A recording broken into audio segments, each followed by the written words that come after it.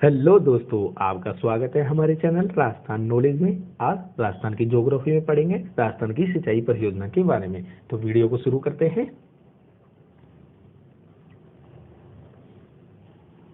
Pen का size set कर लेता हूँ मैं एक बार। ठीक है। प्रमुख सिंचाई परियोजना व पेयजल परियोजनाएं। सिंचाई वर्षा के अभाव में, किसके अभाव में? वर्षा के अभाव में भूमि को कृत्रिम तरीके से जल पिलाने की क्रिया सिंचाई कहलाती है। क्या कहलाती है? सिंचाई कहलाती है। राजस्थान में किसी सिंचित क्षेत्र 61.35% है। राजस्थान का कुल सतही क्षमता 15.86 MF मैट्रिक एरिया है, भारत का 6% का। राजस्थान की सिंचाई जल नीति का 17 फरवरी 2010 को लागू हुई। कब हुई? राजस्थान की सिंचाई व जल नीति 17 फरवरी 2010 को लागू हुई। राजस्थान में सिंचाई के साधन कौन से? कुएं, नलकूप, नहरें, तालाब और झील। ठीक है। पहला, कुएं नलकूप से की जाती है सबसे अधिक सिंचाई। कितनी? 68.72%। कहाँ पर? जयपुर में, अलवर में और भरतपुर में की जाती है। उसके बाद दूसरा स्तर नहर का आता है। नहर में 29.75% की जाती है। कहाँ पर? गंगानगर में की जाती है। उसके बाद तालाब का आता है, जो लगभग 0.64 के बराबर है। कहाँ पर? भीलवाड़ा में। और उसके बाद अंतिम आता है झील का, जो ना के बराबर है, और वो कहाँ पर होती है? उदयपुर में सिंचाई की जाती है। तो आगे बढ़ते हैं। सिंचाई परियोजना का वर्गीकरण। देश में 1950 में पंचवर्षीय योजनाओं के शुरू होने पर सिंचाई परियोजना को 3 भागों में बांटा। कितने भागों में? 3 भागों में। पहला, वृहद सिंचाई परियोजना, जिनमें 5 करोड़ से अधिक व्यय होता था। मध्यम सिंचाई परियोजना, जिसमें 5 करोड़ से 10 लाख रुपए व्यय होते थे। तीसरा, लघु सिंचाई परियोजना, जिनमें 10 लाख से कम व्यय होता था। वो 3 सिंचाई परियोजनाएं हैं पंचवर्षीय योजना के तहत 1950-51 में। ठीक है। अप्रैल 1968 में सिंचाई परियोजना लागू की गई, जिसमें इसके 3 भाग बांटे गए। पहला, वृहद सिंचाई, जिसमें 10,000 हेक्टेयर से अधिक क्षेत्र में सिंचाई। उसके बाद मध्यम सिंचाई, 2,000 से 10,000 हेक्टेयर तक। और तीसरा, लघु सिंचाई, जिसमें 2,000 तक सिंचाई की जाती थी। ठीक है। बहुउद्देशीय परियोजना, वे परियोजना जिनका उद्देश्य एक से अधिक उद्देश्य प्राप्त करना है। जिन परियोजना का उद्देश्य एक से अधिक उद्देश्य प्राप्त करना है, बहुउद्देशीय परियोजना कहलाती है। जैसे सिंचाई करना, विद्युत उत्पादन, पेयजल आपूर्ति व मत्स्य पालन यानी मछली पालन करना है। आगे बढ़ते हैं। राजस्थान की प्रमुख बहुउद्देशीय परियोजनाएं। पहली, भाखड़ा नागल। भाखड़ा नागल, यह परियोजना भारत की सबसे बड़ी बहुउद्देशीय परियोजना है। यह परियोजना राजस्थान, हरियाणा, पंजाब की संयुक्त परियोजना है। यह परियोजना सतलज नदी पर हिमाचल में बिलासपुर के निकट बांध बनाकर शुरू की गई। इस परियोजना का उद्देश्य सिंचाई, जल विद्युत व पेयजल की समस्या को दूर करना है। इस परियोजना का विचार सर्वप्रथम 1908 में पंजाब के गवर्नर सर लुईस डेन को आया। इस परियोजना की शुरुआत मार्च 1948 में शुरू की गई व 1963 में पूर्ण की गई। कब हुई? 1948 में शुरू हुई और 1963 में पूरी हो गई। भाखड़ा नागल परियोजना में सतलज नदी पर भाखड़ा व नागल 2 बांध बने हुए हैं। कितने बांध बने हुए हैं? 2 बांध बने हुए हैं। पहला बांध, भाखड़ा बांध। यह बांध विश्व का दूसरा और एशिया का सबसे ऊंचा कंक्रीट निर्मित गुप्त सीधा बांध है। कैसा बांध है? सीधा बांध है। इसकी ऊंचाई 225.55 मीटर यानी कि 26 मीटर है। इस बांध की आधारशिला 17 नवंबर 1955 को तत्कालीन प्रधानमंत्री नेहरू जी ने तथा निर्माण अमेरिकी बांध निर्माता हार्वे स्लोकम के निर्देशन में पूरा हुआ। क्या पूरा हुआ? 1963 में पूरा हुआ। आधारशिला कब रखी गई? 17 नवंबर 1955 को प्रधानमंत्री नेहरू ने रखी। इस बांध को नेहरू ने 1963 में राष्ट्र को समर्पित किया। इस बांध को नेहरू जी ने पुनरुत्थित भारत का नवीन मंदिर कहा। इस बांध के द्वारा जिस जलाशय का निर्माण होता है उसे गोविंद सागर कहते हैं, जलाशय कहते हैं। इसमें राजस्थान, हरियाणा, पंजाब को पेयजल व सिंचाई, दिल्ली व चंडीगढ़ को पेयजल आपूर्ति की जाती है। ठीक है। राजस्थान, हरियाणा, पंजाब को पेयजल व सिंचाई के लिए पानी मिलता है और दिल्ली, चंडीगढ़ को पेयजल के लिए पानी मिलता है। यह बांध सबसे ऊंचा गुरुत्वीय बांध है। चमत्कारी विराट वस्तु पंडित जवाहरलाल नेहरू ने इस बांध को कहा। दूसरा बांध, नागल बांध। कब बना? 1952 में बनकर तैयार हुआ। भाखड़ा बांध के अतिरिक्त जल को इस बांध में इकट्ठा किया जाता है। किसमें? नागल बांध में। इस बांध की ऊंचाई 29 मीटर है। इसका निर्माण भाखड़ा बांध से 13 किलोमीटर नीचे की ओर बनाया गया है। यह रोपड़ पंजाब में स्थित है। इस बांध के लिए एक बिस्ट दोआब नहर निकाली गई है जो पंजाब को सिंचाई सुविधा प्रदान करती है। इस बांध से भाखड़ा नहर निकाली गई पंजाब, हरियाणा, राजस्थान में सिंचाई के लिए जल पहुंचाती है। इसका निर्माण कब हुआ? 1954 में हुआ। इस परियोजना की कुल विद्युत क्षमता 1493 मेगावाट है। राजस्थान को भाखड़ा नागल परियोजना से 15.52% हिस्सा विद्युत व जल का प्राप्त होता है। इसमें राजस्थान को 227.32 मेगावाट विद्युत व 3 लाख हेक्टेयर क्षेत्र में सिंचाई के लिए जल प्राप्त होता है। क्या होता है? इस परियोजना से राजस्थान को 227.32 मेगावाट तो विद्युत प्राप्त होती है और 2.3 लाख हेक्टेयर क्षेत्र में सिंचाई के लिए जल प्राप्त होता है। इस परियोजना का लाभ राजस्थान के हनुमानगढ़ को सर्वाधिक होता है। इसके साथ ही चूरू, गंगानगर, सीकर, झुंझुनू, बीकानेर जिलों को भी विद्युत प्राप्त होती है। आगे बढ़ते हैं। ये बांध है भाखड़ा नागल। बीसलपुर बांध परियोजना। इस परियोजना की शुरुआत 1986-87 में हुई।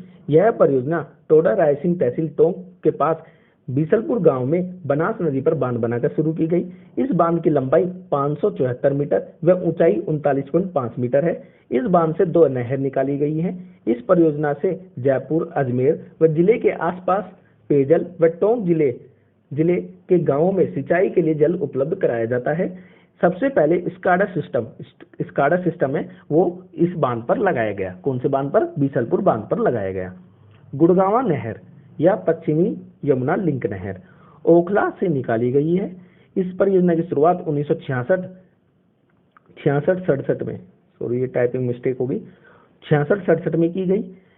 यह परियोजना हरियाणा व राजस्थान की संयुक्त परियोजना है। इस परियोजना से राज्य का भरतपुर जिला, कौन सा जिला? भरतपुर जिला सर्वाधिक लाभान्वित होता है। ठीक है, ये बीसलपुर बांध की फोटो है। आगे बढ़ते हैं। इसके बाद आता है राजीव गांधी सिद्धमुख व नौहर सिंचाई परियोजना। यह परियोजना रावी व्यास नदी जल समझौता 1981 से संबंधित है। इस परियोजना का शिलान्यास 5 अक्टूबर 1989 को स्वर्गीय श्री राजीव गांधी द्वारा बिरानी गांव के समीप किया गया। इसका लोकार्पण श्रीमती सोनिया गांधी द्वारा 12 जुलाई 2002 को किया गया। कब किया गया? 12 जुलाई 2002 को इसका लोकार्पण किया गया। परियोजना का सर्वाधिक लाभ राजस्थान के हनुमानगढ़ जिले को मिलता है। किसको मिलता है? हनुमानगढ़ जिले को मिलता है। इसका निर्माण यूरोपियन आर्थिक समूह के द्वारा किया गया। किसके द्वारा किया गया? यूरोपियन आर्थिक समूह के द्वारा किया गया। वर्तमान में इसकी देखरेख नाबोर्ड के द्वारा की जाती है। नाबोर्ड की स्थापना कब हुई? 12 जुलाई 1982 को हुई। जाखम बांध परियोजना 1962 में यह परियोजना शुरू हुई। यह बांध सीता माता अभ्यारण्य में स्थित है। यह परियोजना जाखम नदी पर बनी हुई है। यह बांध अनुपुरा गांव प्रतापगढ़ के पास बना हुआ है। यह बांध 253 मीटर लंबा, 81 मीटर ऊंचा है, जो राजस्थान का सबसे ऊंचा बांध है। कौन सा बांध है? राजस्थान का सबसे ऊंचा बांध कौन सा है? जाखम बांध है, 81 मीटर ऊंचा। इस बांध के पास एक पिकअप बांध बना हुआ है, नागरिया गांव में बना हुआ है। इस बांध से 2 नहरों का निर्माण किया गया है। इस बांध पर 2 विद्युत इकाइयों के द्वारा 9 मेगावाट विद्युत का उत्पादन किया जाता है। किससे? जाखम बांध से। इस परियोजना से प्रतापगढ़ जिले के आदिवासी क्षेत्रों में सिंचाई व पेयजल सुविधा की जाती है। जाखम बांध परियोजना से ये जाखम बांध बना हुआ है फोटो में। आगे बढ़ते हैं। माही बजार सागर परियोजना। यह परियोजना राजस्थान व गुजरात की संयुक्त परियोजना है। इस परियोजना में राजस्थान व गुजरात की हिस्सेदारी 45% और 55% है। 45% राजस्थान की और 55% गुजरात की। यह परियोजना के लिए सन 1966 में समझौता किया गया। इस नदी पर गुजरात में कड़ाना बांध तथा राजस्थान में माही बजार सागर बांध बोरखेड़ा बांसवाड़ा में बना हुआ है। यह पक्का बांध है। यह राजस्थान का सबसे लंबा बांध है। लंबा बांध 3109 मीटर लंबा बांध है। इस बांध पर विद्युत परियोजना स्थित है जिसकी क्षमता 140 मेगावाट है, जो पूर्ण रूप से राजस्थान के पास है। जिसको 100% किसको मिलती है? इसकी बिजली राजस्थान को मिलती है। इसमें डूंगरपुर और बांसवाड़ा जिले लाभान्वित होते हैं। मुख्य बांध के नीचे एक कागजी पिकअप बांध बना हुआ है जिसमें दो नहर प्रणाली व वितरिकाओं का निर्माण किया गया है। भीखाबाई सागवाड़ा नहर और आनंद भूकिया नहर निकाली गई है इससे। माही बजाज सागर बांध को सन 1983 को राष्ट्र को समर्पित किया गया। कब किया गया? 1983 को राष्ट्र को समर्पित किया गया। माही बजाज सागर बांध, ये माही बजाज सागर बांध है। आगे बढ़ते हैं। चंबल परियोजना। चंबल परियोजना, यह परियोजना राजस्थान और एमपी की संयुक्त परियोजना है। इसमें दोनों राज्यों की 50-50 हिस्सेदारी है। इसकी शुरुआत 1953-54 में की गई।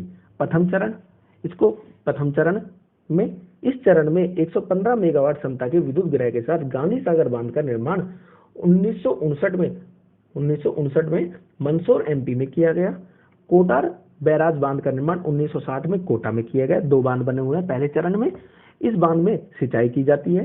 इससे दो नहरों का निर्माण किया गया है। बाईं ओर की नहर कोटा व बूंदी में तथा दाईं ओर की नहर है जो कोटा और बारा और एमपी में सिंचाई होती है। ये थोड़ा सा कट गया, सिंचाई होती है, ठीक है, पहले चरण में। दूसरे चरण में राणा प्रताप सागर बांध का निर्माण हुआ। इस बांध पर रावतभाटा परमाणु बिजली घर कनाडा के सहयोग से 172 मेगावाट विद्युत का उत्पादन किया जाता है, ठीक है। यह बांध 1970 में बना। रावतभाटा चित्तौड़गढ़ में चूलिया झरने के नीचे बना हुआ है। सबसे ज्यादा भराव क्षमता वाला यह बांध है। कौन सा बांध है? रावतभाटा राणा प्रताप सागर बांध सबसे ज्यादा भराव क्षमता वाला बांध है। आगे बढ़ते हैं। तीसरा चरण देखते हैं इसका।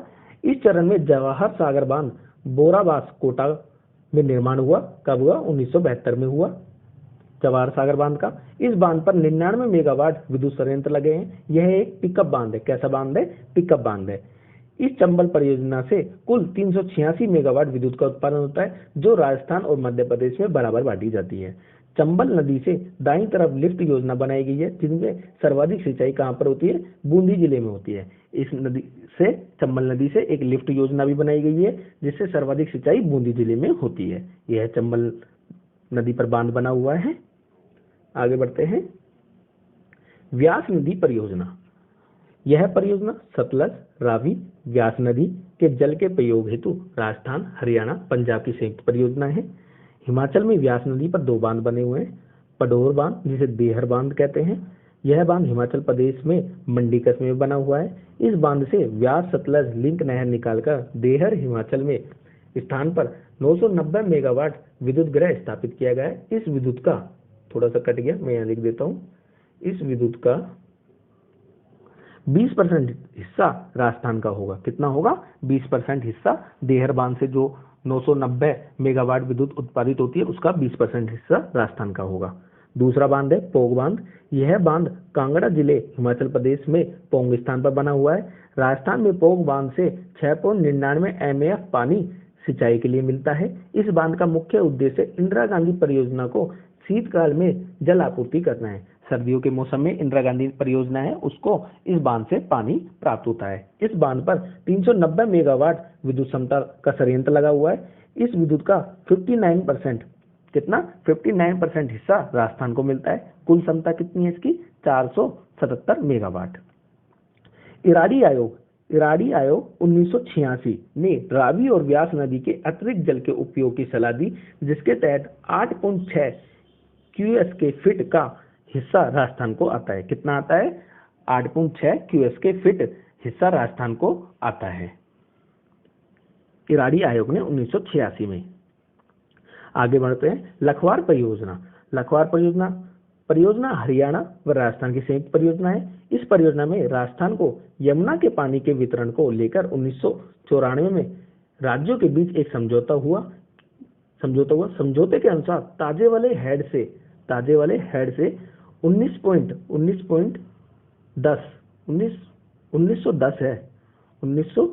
1910 क्यूएस के पानी राजस्थान को आवंटित किया गया लेकिन मिला नहीं। इस परियोजना में राजस्थान के झुंझुनू, चूरू व सीकर जिले को फायदा होगा लखवार परियोजना से, लेकिन अभी पानी मिला नहीं है। भीखाबाई सारवाड़ा नहर। इस नहर का निर्माण माही नदी पर माही साइफन का निर्माण करके किया गया। यह नहर डूंगरपुर जिले के सागवाड़ा क्षेत्र में सिंचाई की जाती है। इस नहर से भीखाबाई सागवाड़ा नहर से।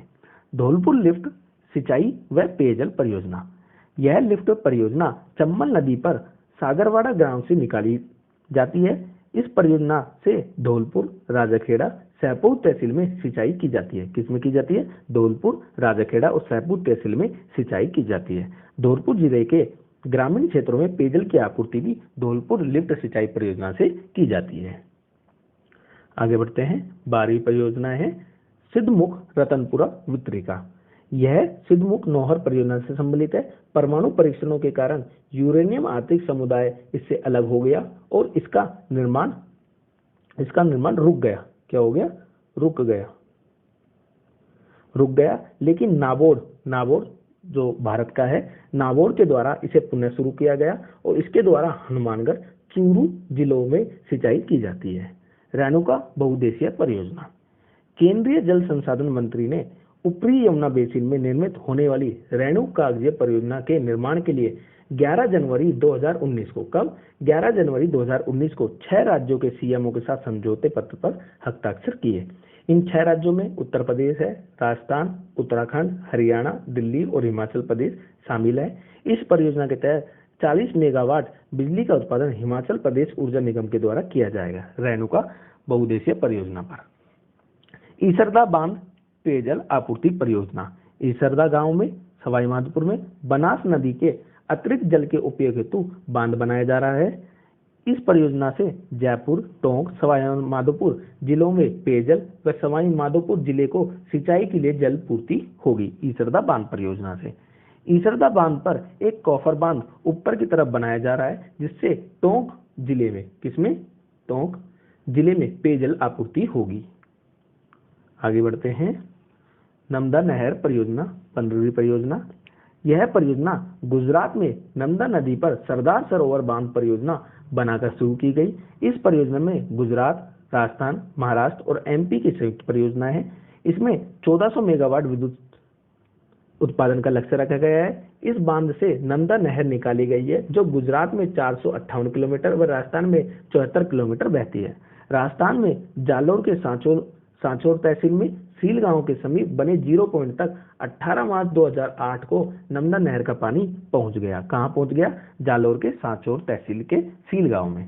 वर्तमान में 0 पॉइंट गुड़ा मालानी बाड़मेर तक है, क्योंकि वर्तमान में इसका जो 0 पॉइंट है वो आगे बढ़ा के गुड़ा मालानी बाड़मेर तक ले जाया गया है।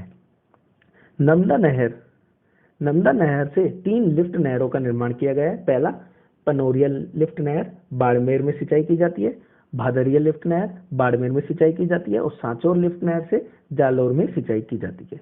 राज्य की पहली परियोजना है जिसमें सिंचाई केवल स्प्रिंकलर फव्वारा यानी इजराइल पद्धति से की जाती है। यह परियोजना जो है राजस्थान की नर्मदा नहर परियोजना, जिसमें केवल फव्वारा पद्धति से सिंचाई करने का प्रावधान है। इसमें किसी और तरीके से सिंचाई नहीं की जा सकती। आगे बढ़ते हैं। गंग नहर परियोजना बीकानेर नहर 4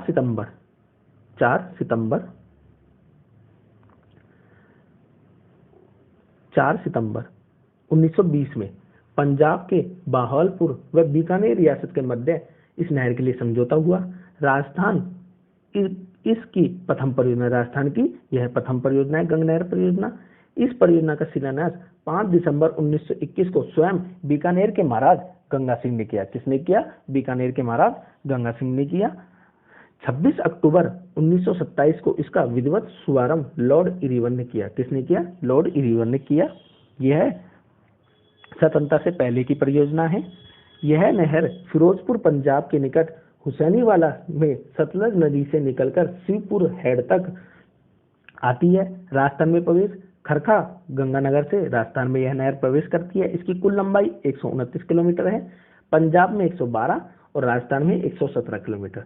राजस्थान में यहाँ से एंटर करती है। 17 किलोमीटर राजस्थान में यह बहती है। इसकी मुख्य शाखा लक्ष्मी नारायण, लालगढ़, करनी और समीजा शाखा है। ठीक है। गंगा नगर में सर्वाधिक सिंचाई इसी गंग नहर से की जाती है। शाखा सहित इसकी लंबाई 1280 किलोमीटर व पानी 144 MAF आता है। शाखा यदि इसकी जो शाखाएं हैं उनकी लंबाई को भी जोड़ लिया जाए तो इसकी कुल लंबाई कितनी होगी? 1280 किलोमीटर होगी। ठीक है, ये देखिए मस्ती वाला हेड से आ रहा है पानी, और ये होता हुआ यहाँ से और मोहनगढ़ तक पहुंच गया। मोहनगढ़ के बाद अब ये गडरा रोड तक पहुंच गया है। कहाँ तक पहुंच गया है? गडरा रोड तक पहुंच गया है, ये गडरा रोड तक पहुंच गया है। ठीक है, आगे बढ़ते हैं। इंदिरा गांधी नहर परियोजना, इससे पेपर में एक क्वेश्चन जरूर आता है, इंपोर्टेंट है ये। क्या है? इंपोर्टेंट है। विश्व की सबसे बड़ी परियोजना है ये। बीकानेर रियासत के साधु सिंह ने नया विभाग बनाया जिसे सिंचाई विभाग कहा गया। इस परियोजना का मुख्य शुरुआत बीकानेर रियासत के मुख्य सिंचाई अभियंता श्री कंवर सिंह द्वारा प्रस्तावित की गई। 1948 में केंद्र सरकार को प्रस्ताव भेजा गया। सतलज व व्यास नदी के संगम पर हरिके बैराज का निर्माण 1952 में कराया गया। इस परियोजना के तहत इससे एक इंदिरा गांधी नहर निकाली गई। इस परियोजना को राजस्थान की जीवन रेखा या मरुगंगा भी कहा जाता है।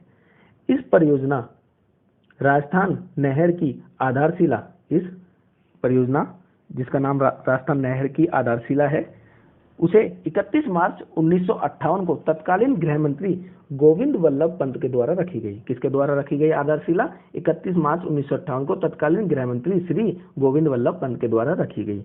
11 अक्टूबर 1961 को पूर्व राष्ट्रपति राधाकृष्णन ने नौरंगदेसर वितरिका का शुभारंभ किया। यह रावतसर शाखा पर बनी हुई है। रावतसर शाखा पर वितरिका बनी हुई है, नौरंगदेसर, उसका शुभारंभ किया। 9 नवंबर 1984 को इसका नाम राजस्थान नहर परियोजना से बदलकर इंदिरा गांधी नहर परियोजना कर दिया गया। पहले इसका नाम क्या था? राजस्थान नहर परियोजना। अब इसे 2 नवंबर 1984 को बदलकर क्या कर दिया गया? इंदिरा गांधी नहर परियोजना कर दिया गया। 1 जनवरी 1987 को यह नहर 649 किलोमीटर की यात्रा करके जैसलमेर के मोहनगढ़ तक पहुंच गई। कहाँ पहुंच गई? जैसलमेर के मोहनगढ़ तक पहुंच गई। यह नहर के फिरोजपुर पर हरिके बैराज से निकलकर 2 भागों में विभक्त हो जाती है। कहाँ हो जाती है? फिरोजपुर पर बने हरिके बैराज से ये 2 भागों में विभक्त हो जाती है। इसकी कुल लंबाई 204 किलोमीटर है, जिसमें 170 किलोमीटर फीडर नहर है। कौन सी नहर है? फीडर नहर है, जो पंजाब हरियाणा में, तथा 34 किलोमीटर राजस्थान में है। कितनी है? 34 किलोमीटर। 170 और 34 कितना होंगे? 204 किलोमीटर। यह नहर मसीता वाली हनुमानगढ़ से प्रवेश करती है, जो गंगानगर बीकानेर जिलों से होती हुई जैसलमेर के रामगढ़ तक प्रस्तावित थी। लेकिन अब यह नहर बाड़मेर के गडरा रोड तक प्रस्तावित है। कहाँ तक प्रस्तावित है? पहले जैसलमेर के रामगढ़ तक, लेकिन अब कहाँ तक है? बाड़मेर के गडरा रोड तक प्रस्तावित है इंदिरा गांधी नहर परियोजना। इस नहर का कार्य 2 चरणों में पूर्ण किया गया। कितने चरणों में पूर्ण किया गया? 2 चरणों में पूर्ण किया गया। हरिके बैराज से पुंगल बिहार तक कितना? 293 किलोमीटर, और पुंगल बीकानेर से मोहनगढ़ तक कितना?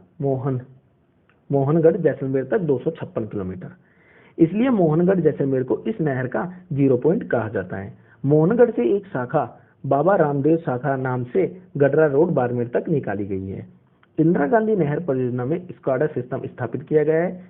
इंदिरा गांधी नहर परियोजना में कुल सिंचाई का 30% भाग लिफ्ट नहरों से व 70% वितरिकाओं के माध्यम से होता है। इंदिरा गांधी नहर परियोजना में जो सिंचाई का पानी आता है वो 30% तो लिफ्ट नहरों से आता है और 70% वितरिकाओं के माध्यम से आता है।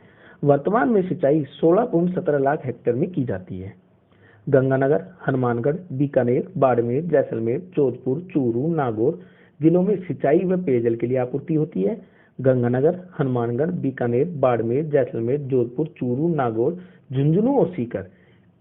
ऊपर के आम में झुंझुनू सीकर नहीं है, नीचे में झुंझुनू सीकर है पेयजल के लिए। सिंचाई के लिए झुंझुनू सीकर में पानी नहीं मिलता है, जबकि झुंझुनू सीकर को पेयजल के लिए पानी मिलता है। ठीक है, नोट में पढ़ते हैं। सेम की समस्या इस नहर में सर्वाधिक होती है। कहाँ पर? बड़ोपल हनुमानगढ़ में सर्वाधिक सेम की समस्या है। इसके निवारण के लिए ईलो डच जल निकासी कार्यक्रम का संचालन किया गया, जिसके द्वारा सफेदा का पेड़ जो सफेद लंबे पेड़ लगाए जाते हैं सड़कों के किनारे, वो सफेदा का पेड़ होता है, जिसे यूकेलिप्टस कहते हैं, वो लगाए जाते हैं। ठीक है, आगे बढ़ते हैं। इस नहर से 7 लिफ्ट नहरें निकाली गई है। कितनी नहरें निकाली गई है? 7 लिफ्ट नहर निकाली गई है।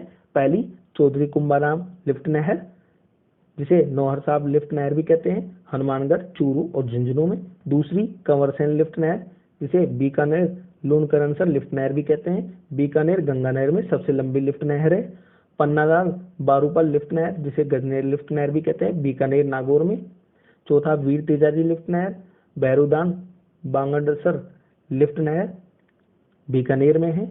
डॉक्टर करण सिंह लिफ्ट नहर, जिसे कोलायत लिफ्ट नहर भी कहते हैं, जोधपुर बीकानेर में है। छठी गुरु जम्बेश्वर लिफ्ट नहर, फलोदी लिफ्ट नहर भी कहते हैं, जो जोधपुर बीकानेर व जैसलमेर में है। और लास्ट सातवीं जय नारायण व्यास लिफ्ट नहर, पोखरण लिफ्ट नहर भी कहते हैं, जिसे यह जैसलमेर और जोधपुर में है। इस नहर से 9 शाखाएं निकाली गई है। कौन सी नहर से? इंदिरा गांधी नहर से 9 शाखाएं निकाली गई है। पहली रावतसर शाखा, यह हनुमानगढ़ जिले में निकाली गई है। नहर की पहली शाखा है, यह शाखा बाईं तरफ से निकाली गई है, जबकि सभी दाईं तरफ से निकाली गई है। दूसरी सूरतगढ़ गंगानगर में है। तीसरी अनूपगढ़ गंगानगर में है। चौथी पुंगल बीकानेर में। पांचवी दातौर बीकानेर में। बीसलपुर बीकानेर में। सातवीं चारणवाला बीकानेर जैसलमेर में है। शहीद बीरबल जैसलमेर में है। और सागरमल गोपा जैसलमेर में शाखा निकाली गई है। आगे बढ़ते हैं, मैप से जानते हैं एक बार। ये देखिए हरी के बैराज है यहाँ पर, यहाँ से पंजाब से 2 शाखाएं निकाली गई है। ये मसीता वाला हेड पर, यहाँ से एक नहर ये निकाली गई है। ये देखिए बीकानेर जैसलमेर होती हुई यहाँ पर आ गई मोहनगढ़ जैसलमेर में। कहाँ पर? मोहनगढ़ जैसलमेर में। उसके बाद एक विक्रिका निकाली गई है, बाबा रामदेव उप शाखा, जो कहाँ पर? गडरा रोड बाड़मेर तक है। ठीक है। उसके बाद में इससे शाखाएं निकाली गई है। ये देखिए रावतसर शाखा, ठीक है। और ये तो मुख्य लाइन है ही, ठीक है। सूरतगढ़ शाखा ये रही, ये सूरतगढ़ शाखा, अनूपगढ़ शाखा, पुंगल, दातौर, बीसलपुर, चारणवाला, शहीद बीरबल, सागरमल गोपा, ठीक है। उसके बाद में इससे लिफ्ट नहरें भी निकाली गई है। ये देखिए ये निकल रही लिफ्ट नहर, चौधरी कुंभाराव, कंवरसेन, ये कंवरसेन निकल रही है। पन्नालाल बारूपल, वीर तेजाजी, डॉक्टर करणी सिंह, गुरु जम्बेश्वर, जय नारायण व्यास लिफ्ट नहर ये निकल रही है। ठीक है। आगे बढ़ते हैं, ये नहर है मेन, ठीक है। आगे बढ़ते हैं। उसके बाद इंदिरा गांधी नहर परियोजना की पेयजल परियोजना, इंदिरा गांधी नहर परियोजना की पेयजल परियोजना। कंवरसेन लिफ्ट परियोजना, ठीक है। इसका पूर्व में नाम बीकानेर लूणकरणसर लिफ्ट नहर था, यानी योजना था। इसका नाम 1989 में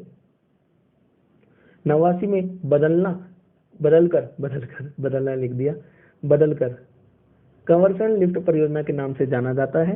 इस लिफ्ट से बीकानेर व गंगानगर जिले को पेयजल की सुविधा हेतु 1968 से 76 में इसका निर्माण किया गया। यह बीकानेर शहर की जीवन रेखा है। कौन सी? लिफ्ट कंवरसेन लिफ्ट परियोजना। राजीव गांधी लिफ्ट नहर परियोजना, जोधपुर जिले के आसपास के क्षेत्रों में पेयजल की आपूर्ति के लिए लिफ्ट परियोजना को शुरू किया गया। इसका नाम बदलकर राजीव गांधी जलोत्थान परियोजना कर दिया गया। राजीव गांधी लिफ्ट नहर परियोजना का नाम बदलकर क्या कर दिया? राजीव गांधी जलोत्थान परियोजना कर दिया। अपनी योजना, जिसे गंधेली साहब परियोजना कहते हैं, जर्मनी के सहयोग से चलाई गई। चूरू व झुंझुनू जिले के आसपास के क्षेत्रों में पेयजल की आपूर्ति के लिए इस नहर की नौहर साहब लिफ्ट स्कीम से यह योजना अपनी योजना के नाम से जर्मनी के KFN कंपनी के वित्तीय सहयोग से प्रारंभ की गई। इसके प्रथम चरण में चूरू, हनुमानगढ़ व द्वितीय चरण में चूरू झुंझुनू जिले में पेयजल की समस्या को दूर किया गया। कहां पर किया गया? पहले चरण में चूरू हनुमानगढ़ व दूसरे चरण में चूरू व झुंझुनू जिले में पेयजल की समस्या को दूर किया गया। आगे बढ़ते हैं, परवन वहद बहुउद्देशीय सिंचाई परियोजना। इस परियोजना की शुरुआत 17 सितंबर 2013 को की गई। यह परियोजना परवन नदी पर गांव अकावद कला खानपुर झालावाड़ के निकट शुरू की गई। इस परियोजना से सिंचाई करने के लिए बूंद बूंद व फव्वारा पद्धति का उपयोग लिया जाता है। इस परियोजना से 12 झालावाड़ कोटा जिलों में सिंचाई की जाती है। इस परियोजना से शेरगढ़ वन्यजीव अभ्यारण्य जो 12 में है 16 मिलियन घन जल आरक्षित है। शेरगढ़ वन्यजीव अभ्यारण्य जो 12 में है उसके लिए 16 मिलियन नया आएगा यहाँ पर मिलियन घन मीटर आरक्षित है। इस परियोजना में तापीय विद्युत परियोजना हेतु 79 मिलियन घन मीटर जल आरक्षित है, जिसके द्वारा 2970 मेगावाट विद्युत उत्पादन किया जा सकेगा। ठीक है। परवन परियोजना के बांध टनल निर्माण का कार्य Messrs Hindustan construction limited Mumbai को दिया जा चुका है, जिसकी समय अवधि 29/5/2017 से 7/10/2021 तक पूर्ण किया जाएगा। लगभग अब बन गया होगा। ठीक है, आगे बढ़ते हैं। जवाई बांध परियोजना, यह बांध सुमेरपुर एरनपुला पाली में है। कहां पर? सुमेरपुर पाली में है। लूनी नदी की सहायक नदी जवाई नदी पर जवाई बांध बना हुआ है। इस बांध से पाली जालौर जिलों में सिंचाई सुविधा उपलब्ध कराई जा रही है। इसका निर्माण 1946 में प्रारंभ हुआ व 1956 में पूर्ण हुआ, 10 साल में। इस बांध की लंबाई 793 मीटर व ऊंचाई 34 मीटर है। इस बांध से 22 किलोमीटर लंबी मुख्य नहर निकाली गई है, जिसकी 4 शाखाएं जिनकी लंबाई 176 किलोमीटर है। इस बांध से दोनों ओर दो बांध और बनाए गए हैं, जिनमें पाली जालौर जिले में सिंचाई व पेयजल आपूर्ति होती है। क्या होती है? सिंचाई और पेयजल आपूर्ति होती है। इस बांध में पानी की कमी को पूरा करने के लिए सही परियोजना तैयार की गई है, जिसमें सही बांध के पानी को जवाई बांध में डालने की योजना बनाई गई है। सही बांध से जो पानी है वो सही परियोजना के तहत जवाई बांध में डालने की परियोजना बनाई गई है। सही बांध उदयपुर में है। कहां पर है? उदयपुर में। अन्य परियोजनाएं देख लेते हैं। चाली परियोजना कहां पर है? झालावाड़ में। मोरेल परियोजना दौसा सवाई माधोपुर की है। काली सिंध परियोजना झालावाड़ की। नारायणा सागर बांध परियोजना अजमेर की। राजगढ़ परियोजना झालावाड़ की। पीपलदा सिंचाई परियोजना सवाई माधोपुर। ओरी सिंचाई परियोजना चित्तौड़गढ़। बतीसर नाला परियोजना सिरोही की। अजान बांध परियोजना भरतपुर। मोरा सागर परियोजना सवाई माधोपुर। सावन भादो परियोजना कोटा की है। जल सागर परियोजना चित्तौड़गढ़ की। और पश्चिमी बनास परियोजना कहाँ की है? सिरोही की है। कहाँ की? सिरोही की। आगे बढ़ते हैं। पांचना बांध कहाँ पर? करौली में है। पांचना बांध गुडला गांव के समीप बना हुआ है। इस बांध में बरखेड़ा, भद्रावती, माचिया, भैंसावट व अट्टा नदी का पानी आता है। कितना पानी आता है? बरखेड़ा, भद्रावती, माची, भैंसावट व अट्टा नदी का पानी आता है। यह बांध मिट्टी से बना हुआ है। यह मिट्टी से बना हुआ बांध 2 बार लिख दिया। यह अमेरिका के सहयोग से बना। यह सिंचाई की दृष्टि से राजस्थान का सबसे बड़ा बांध है। कौन सा बांध सबसे बड़ा है? पांचवा बांध है सिंचाई की दृष्टि से। वर्तमान में 85 डार्क जोन है। राजस्थान में 85 डार्क जोन है। नवीनतम डार्क जोन अलवर का राजगढ़ बहरोड, सीकर का दातारामगढ़ और छोंद है। जयपुर का झोटवाड़ा, जालौर का जालौर, सांचौर, भीनमाल है और झुंझुनू का मंडावा और सूरजगढ़ जो तहसीलें हैं वो डार्क जोन में है। ठीक है। राष्ट्रीय राज्य संस्थाएं वापकोस, जल और विद्युत परामर्श सेवा लिमिटेड भारत और विदेश में जल और विद्युत क्षेत्रों में एकीकृत तकनीकी परामर्श सेवा प्रदान करने हेतु वापकोस की स्थापना 1959 में की गई। कब की गई? 1959 में की गई। दूसरा, केंद्रीय भूमि जल बोर्ड भूमिगत जल की विकास और प्रबंधन को नियमित व नियंत्रित करने के लिए केंद्रीय भूमि जल बोर्ड की स्थापना फरीदाबाद में 1970 में राष्ट्रीय शीर्ष संगठन के रूप में हुई। तीसरा, राष्ट्रीय जल संसाधन परिषद, इसकी स्थापना मार्च 1983 में शीर्ष राष्ट्रीय संगठन के रूप में प्रधानमंत्री की अध्यक्षता में की गई। राष्ट्रीय जल बोर्ड, इसका गठन किसका? राष्ट्रीय जल बोर्ड का गठन सितंबर 1990 में राष्ट्रीय जल नीति के अनुपालना की प्रगति की समीक्षा करने हेतु एवं इसकी रिपोर्ट राष्ट्रीय जल परिषद को सौंपने के लिए राष्ट्रीय जल बोर्ड का गठन किया गया। केंद्रीय जल आयोग आयोग को देश भर में बाढ़ नियंत्रण, सिंचाई, जल विद्युत उत्पादन के लिए संसाधनों के नियंत्रण और उपयोग की योजनाओं को संबंधित राज्य सरकारों के साथ विचार विमर्श करके उनके बारे में पहल करने की जिम्मेदारी दी गई। किसे दी गई? केंद्रीय जल आयोग को। आगे बढ़ते हैं। राज्य स्तरीय संस्थाएं। पहला, जल वियामक आयोग। दूसरा, राजस्थान भूमिगत जल बोर्ड, जोधपुर 1950 में स्थापना की गई। राजस्थान भूजल विभाग, जोधपुर 1971 में स्थापना की गई। तीसरा, राजस्थान जल प्रदाय एवं सीवरेज प्रबंधन मंडल, 1980 में स्थापना की गई। राजस्थान राज्य जल विकास निगम लिमिटेड, जयपुर, 1984 में स्थापना की गई। सिंचाई प्रबंधन एवं परीक्षण संस्थान, कोटा, 1914 में अमेरिका के सहयोग से स्थापना की गई। सातवां है hydrology and water management centre, Bikaner, 2012 में स्थापना की गई। दोस्तों, सिंचाई परियोजना की वीडियो आपको कैसी लगी कमेंट कर जरूर बताएं। वीडियो को लाइक करें, शेयर करें और बेल आइकन का बटन जरूर दबाएं।